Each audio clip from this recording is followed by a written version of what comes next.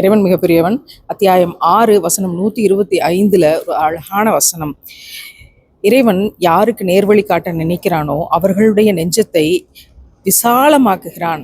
யாரை அவன் வழிகெடுக்க நாடுகிறானோ அவர்களுடைய நெஞ்சத்தை வானத்தில் ஏறுபவன் நெஞ்சை போல இறுகி சுருங்கும்படி செய்கிறான் அப்படின்னு அத்தியாயம் 6 வசனம் 125. இன்னைக்கு ஃப்ளைட்டுக்கு முன்னாடி நிற்கிறோம், ஃப்ளைட்டில் ஏறுறோம், பயணப்படுறோம். 1400 வருஷத்துக்கு முன்னாடி மனிதன் மேலே ஏற முடியும்னு சொன்னால் யாரும் நம்பியிருக்க மாட்டாங்க. ஆனால் குர்ஆன் அதை சொன்னது. அல்ஹம்துலில்லாஹ். அப்படி ஆகாயத்தில் ஏறும்போது, அந்த வாகனத்தில் நம்ம பயணப்படும் போது நம்முடைய இதயம் சுருங்குகிறது அப்படின்னு விஞ்ஞானம் இன்றைக்கு ஒத்துக்கொள்ளுது. விண்வெளி வீரர்களினுடைய எல்லா விதமான பரிசோதனை அத்தாட்சிகளும் அதை மெய்ப்பிக்குது.